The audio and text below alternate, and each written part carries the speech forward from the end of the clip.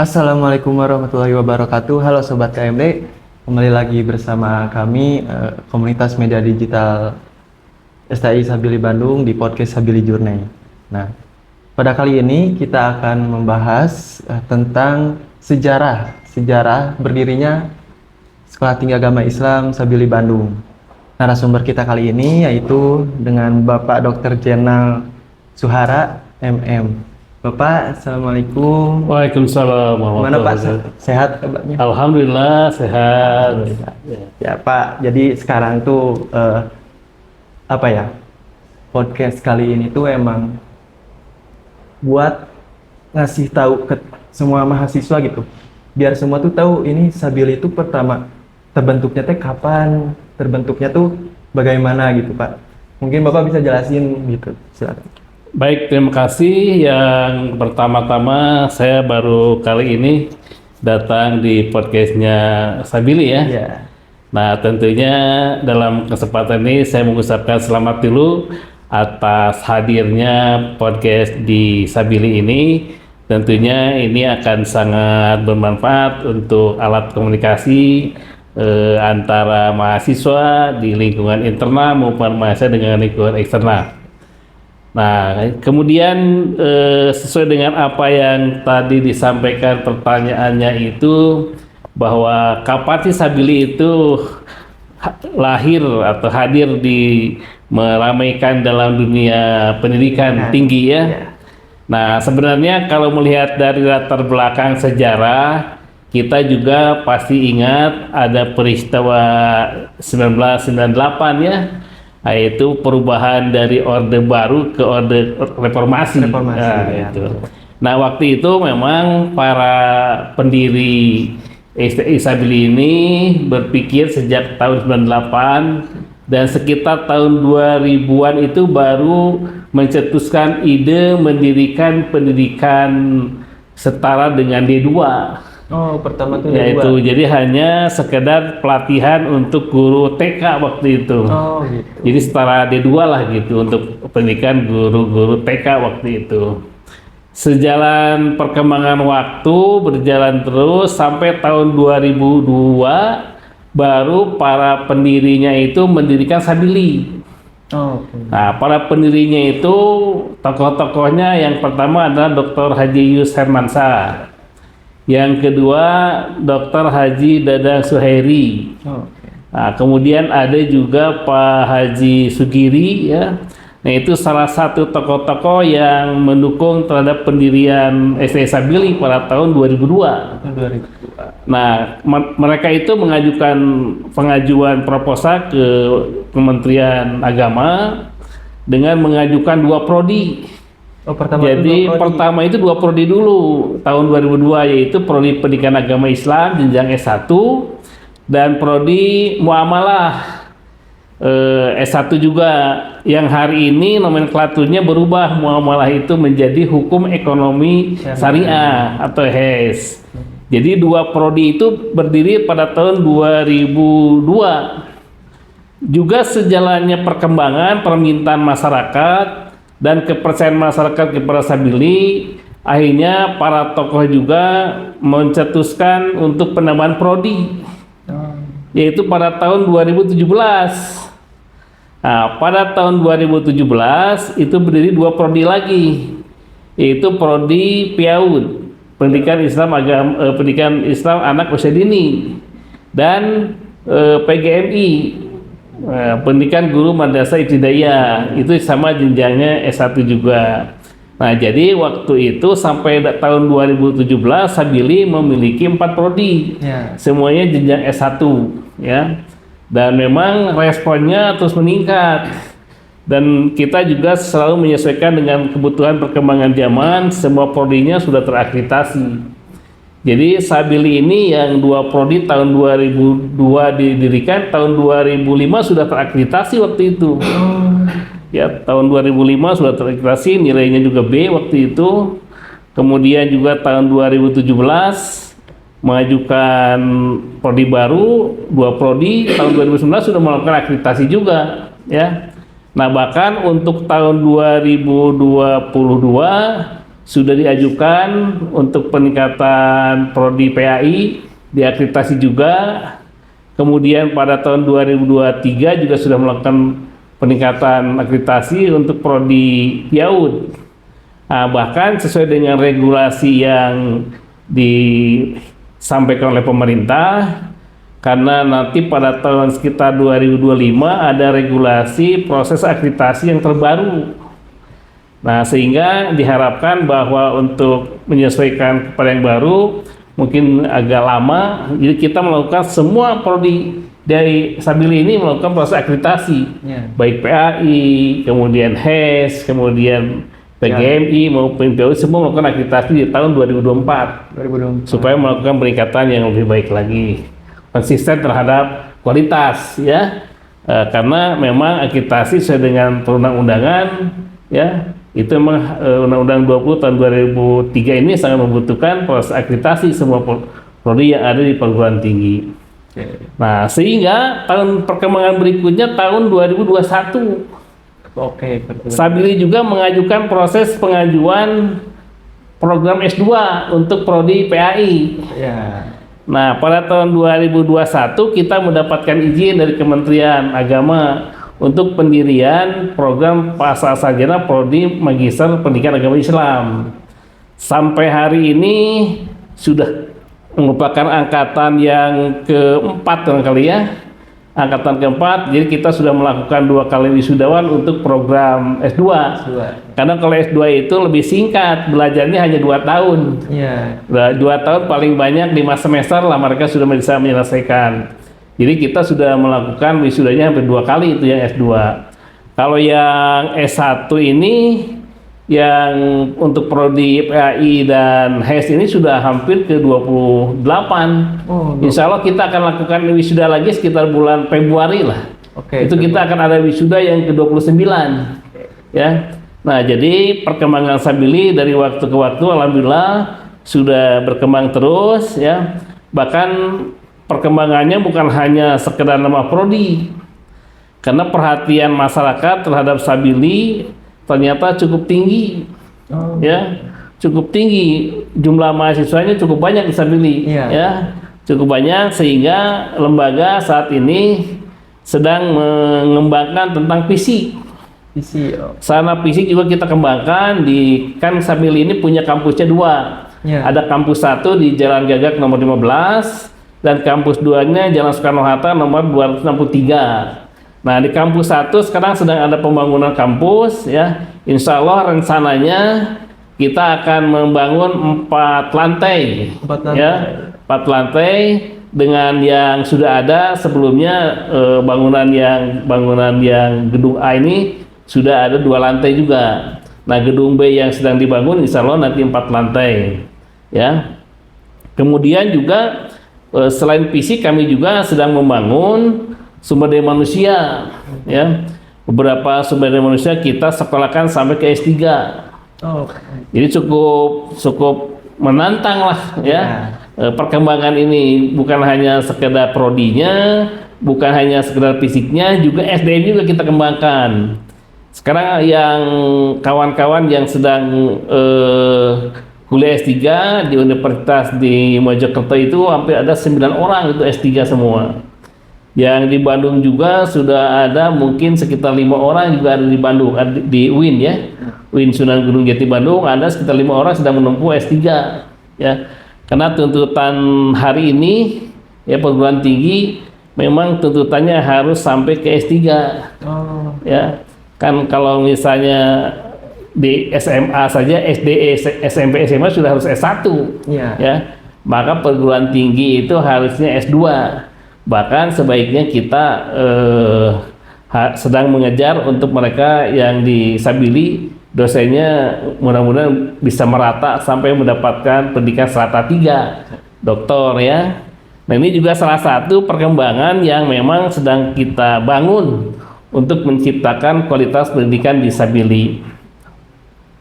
Di samping itu juga kita juga membangun kerjasama dengan berbagai pihak ya. baik perguruan tinggi di Indonesia maupun perguruan tinggi yang di luar negeri. Oh, di luar negeri juga ada. Di luar negeri juga ada. Kita sudah melakukan kerjasama dengan UPI misalnya, Ya. dengan UIN, dengan seluruh perguruan tinggi PTKIS se-Jawa Barat. Kita melakukan kerjasama. Kita juga melakukan kerjasama dengan mitra-mitra kerja kita untuk memberi fasilitas pada mahasiswa melaksanakan PKL, bisa di SD, ada di TK, ada di SMP, ada di SMA yang kita bisa melakukan kerjasama untuk pelaksanaan PKL biasa mahasiswa ya. Itu juga kita melakukan kerjasama. Kita juga kerjasama dengan beberapa organisasi yang ada di lingkungan perguruan tinggi ya. Misalnya kita melakukan kerjasama dengan GCC ya, salah satu organisasi yang perhatikan pendidikan, posisinya di UPI Bandung itu adanya ya. Kita juga sudah melakukan kerjasama dengan Universitas Kitab di Malaysia. Oh, di Malaysia. Kita juga sudah kerjasama baik bidang penelitian ya maupun tentang pendidikannya. Kita juga terakhir kemarin 2 kali ke Malaysia untuk melakukan kerjasama di bidang PKM. Jadi pengabdian pada masyarakat, ada di wilayah di Malaysia, satu wilayah kawasan di Malaysia banyak penduduk yang non Malaysia, sebutnya imigran. Itu kebanyakan orang-orang Indonesia itu di sana. Nah, kemudian di sana agak kesulitan, terutama dalam melaksanakan kegiatan pendidikannya. Kita bantu kemarin ke Malaysia kerjasama dengan perguruan tinggi di Malaysia. Nah, insya Allah kita juga akan melakukan kerjasama dengan Jepang. Ya, insya Allah ini akan dilaksanakan sekitar setelah Lebaran itu. Lebaran itu bulan Maret lah gitu ya. Nanti sekitar bulan Juni kita akan melakukan kerjasama dengan Jepang. Karena di Jepang ini ada salah satu peluang untuk warga Indonesia yang punya kompetensi ya di Jepang itu untuk bisa bekerja di sana di Jepang ya. Jadi banyak perusahaan-perusahaan yang bisa bekerja sama dengan kita. Jadi urusan-urusan kita bisa diterima di sana untuk bekerjasama di beberapa perusahaan yang atau industri yang ada di Jepang. Ini juga salah satu kerjasamanya. Ya sebenarnya di sana banyak penawaran. Yang paling menarik itu di sana ada misalnya, tapi mungkin untuk profesi lain ya. Itu kemarin sambil dijelaskan begitu banyaknya negara Jepang membutuhkan untuk tenaga driver itu. Driver, jadi banyak sampai puluhan ribu itu butuhnya itu. Tapi mereka tidak, pendidikannya ya mungkin di bawah SMA ke bawah lah gitu ya. Asal dia bisa melakukan membawa kendaraan, syaratnya harus bisa berbahasa Jepang ya, gitu pasti. Ya. Syaratnya bisa berbahasa Jepang. Orang Indonesia salah satu yang memang terpilih karena di sana selain bisa berbahasa Jepang juga attitude-nya juga diperhatikan ya.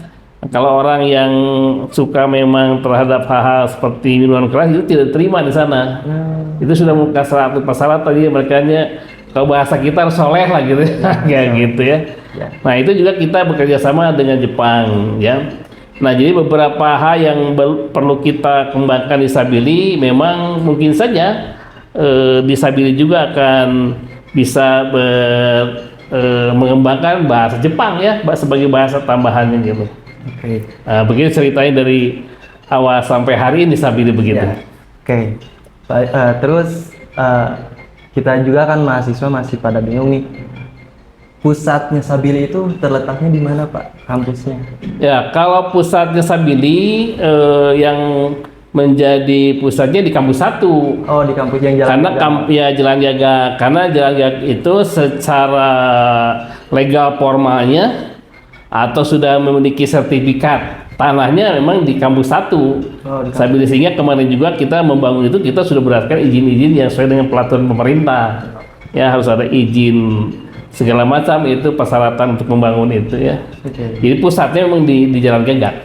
Itu sekarang yang menjadi pengembangan sarana prasarana ada di Gagak gitu.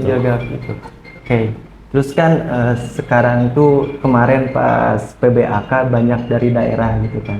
Nah, Sabili ini bisa merana keluar Bandung itu dari kapan Pak? Ya, memang sejak awal kita melakukan pengembangan rekrutmen mahasiswa ke daerah-daerah. ya berdasarkan sebetulnya para penggawa atau pendiri Sabili ini yang saya sebutkan tadi memang mereka beberapa orang yang menjadi tokoh masyarakat di Jawa Barat. Oh, Ya, jadi mereka sudah dikenal di daerah-daerah. Sehingga pada saat para tokoh ini menawarkan pendidikan ke daerah-daerah itu, ya mereka diterima dengan baik.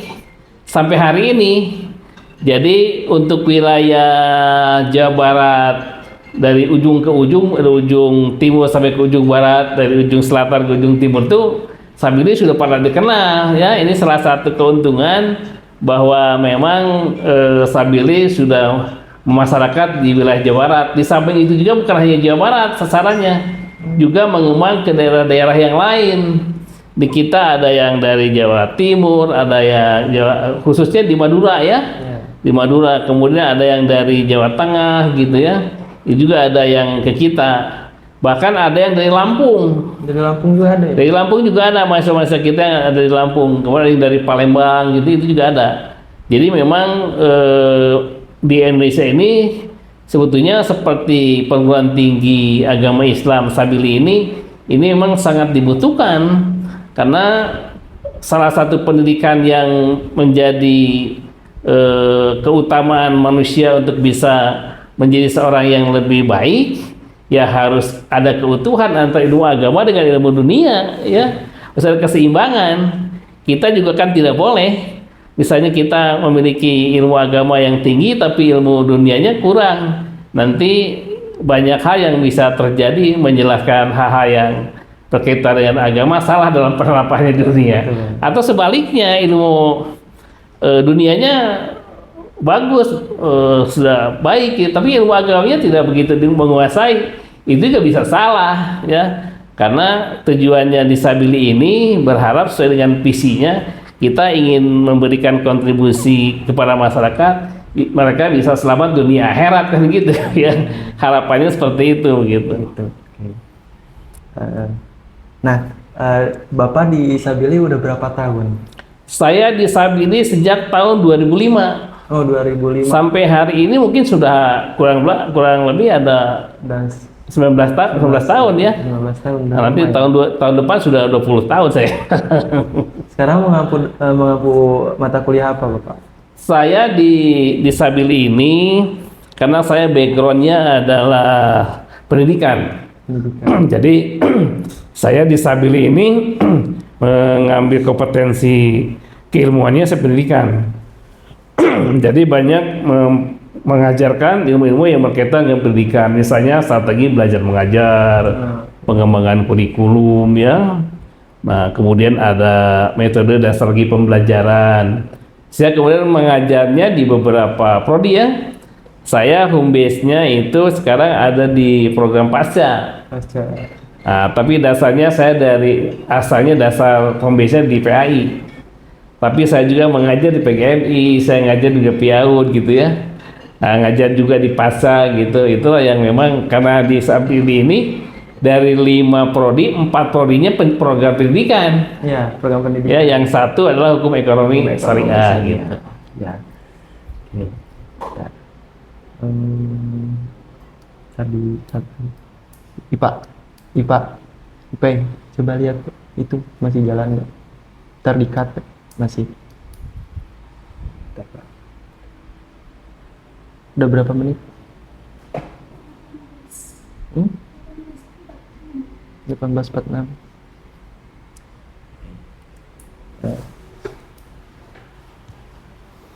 Oke, kembali lagi.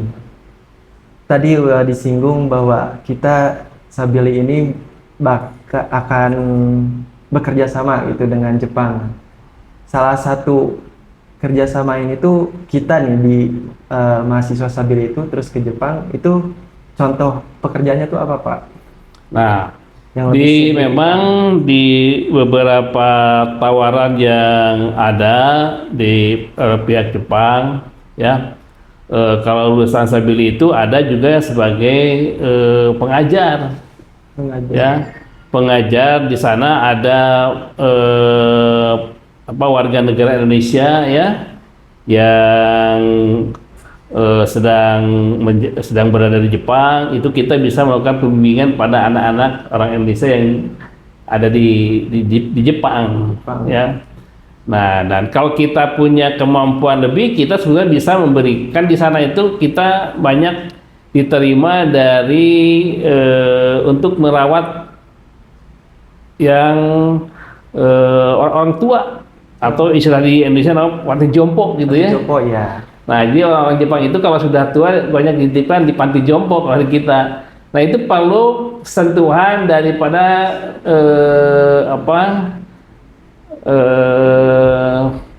secara pelayanan pada orang-orang yang jompo itu butuh juga orang yang punya keahlian dalam memberikan motivasi ya gitu. Tapi mungkin ini juga layanannya tidak, karena ada beda budaya ya. Ada beda budaya, mungkin juga salah satunya hanya sekedar mereka memberikan layanan saja, tidak dalam hal yang lebih spesifik ya. Nah, tapi yang pasti di sana ada bidang pendidikannya, yaitu memberikan layanan pendidikan pada anak-anak Indonesia yang ada di Jepang. Ya, gitu. Ada sangkut pautnya dengan syariahnya nggak Pak? Kalau di Jepang itu? Menyangkut dengan syariahnya, kayaknya sepertinya tidak terlalu mendetil ya. Kepada syariah, mereka kebanyakan masalahnya masalah motivasi. Motivasi di ya. sana ya. Motivasi tidak ke syariah karena budaya Jepang dengan kita berbeda ya. Budaya di sana juga banyak perawat-perawatnya itu urusan-urusan keperawatan dari Indonesia ya. Nah, kebetulan saya juga aktif di perguruan tinggi yang lain, di Sekolah Tinggi Kesehatan di Bandung. Nah, salah satu mahasiswa banyak juga yang bekerja di Jepang. Jepang. Nah, kita juga insya Allah nanti kita juga akan bisa bekerja sama dengan di wilayah Arab ya. Bisa ke Arabnya ya, bisa ke beberapa daerah di sana. Ya, asal kita memang ada kemauan. Nah, kalau di sana beda lagi, bahasa yang dituntutnya bahasa Arab. Nah, ini juga menjadi tuntutan para mahasiswa kalau ingin kerja di wilayah Jazirah Arab, dia harus mampu berbahasa Arab ya, pasti berbahasa Arab gitu. Oke, yang terakhir pesan dan pesan-pesan Bapak buat mahasiswa Sabili di seluruh daerah Jawa Barat ataupun di luar Jawa Barat, boleh Pak?